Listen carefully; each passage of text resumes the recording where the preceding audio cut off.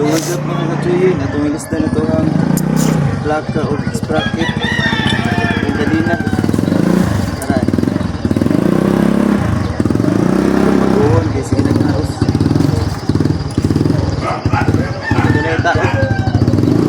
Mag-uwan engine sprocket.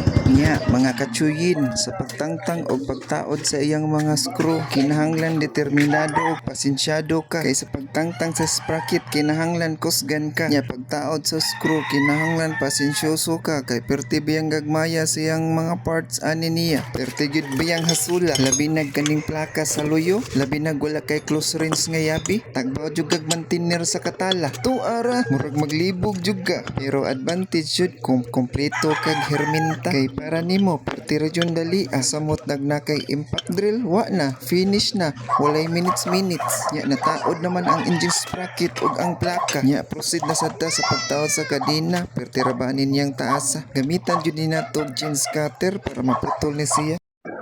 Ay kini niyang kadina ao din na to ipatuyot